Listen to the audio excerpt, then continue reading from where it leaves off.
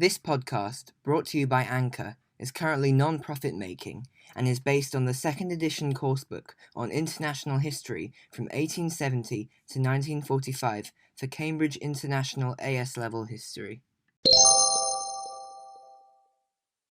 Hello podcast listeners, which will be running concurrently with the 7th series. I'll be speaking about the League of Nations and international relations in the 1920s. In this episode, I'll be going over aims, membership, and structure of the League of Nations. To begin with, who are the key member countries of the League of Nations? Britain, France, Italy, Japan were the main permanent members on the Council of the League. Key countries who were not part of the League when it was created include Germany, who joined in 1926, the USSR, who joined in 1934, and the USA, who never joined. The founding member countries of the League of Nations were Argentina, Australia, Belgium, Bolivia, Brazil, Canada, Chile, China, Colombia, Cuba, Czechoslovakia, Denmark, El Salvador, France, Greece, Guatemala, Haiti, Honduras, India, Italy, Japan, Liberia, the Netherlands, New Zealand, Nicaragua, Norway, Panama, Paraguay, Persia, Peru, Poland, Portugal, Romania, Siam, Thailand, Spain, Sweden, Switzerland, South Africa, the United Kingdom, Uruguay, Venezuela, and Yugoslavia. The League of Nations had a number of important organizations. One of these was the Mandates Commission, which was made up of teams of expert advisors who report on how people in mandates are being treated and ensure that Britain and France mainly act in the people's interests. Another was the Refugees Committee, who basically focused on helping prisoners of war and refugees. The Slavery Commission was in charge of abolishing slavery and helping slaves and workers who were treated like slaves. Due to their work, 200,000 slaves were freed. Fourthly, the Court of International Justice was made up of judges from member countries who settled disputes between countries peacefully and, if asked, decided on border disputes. However, they had no way of ensuring that countries followed their rulings.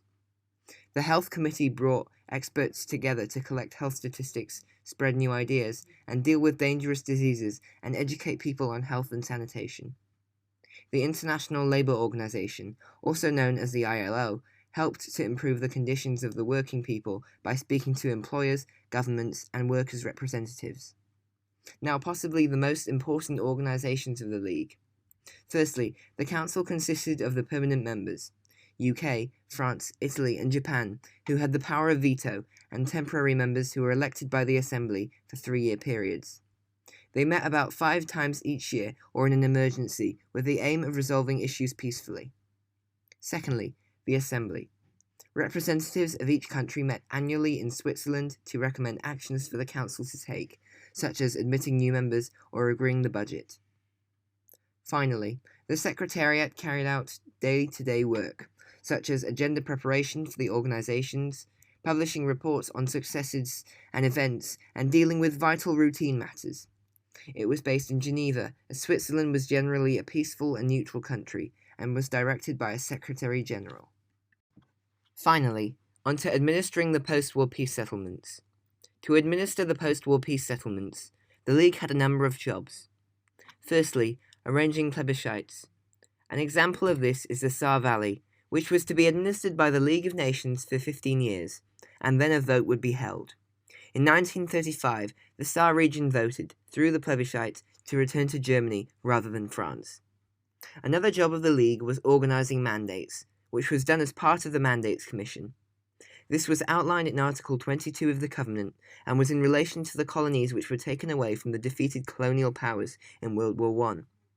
The Mandatory, which was mostly Britain and France, had to submit an annual report to the League of Nations reporting on the status and well-being of their mandates. Before I end this episode, I'd just like to give a massive thank you. Firstly, to my returning audience for the incredible support over the past 8 months especially, and for continuing to listen to my podcast, and secondly, thanks to any new listeners who are trying out my podcast. It has been really helpful for my own revision to make this podcast, and I hope it has been able to help you as well. Again, thanks so much for listening to my podcasts. This is the end of the episode.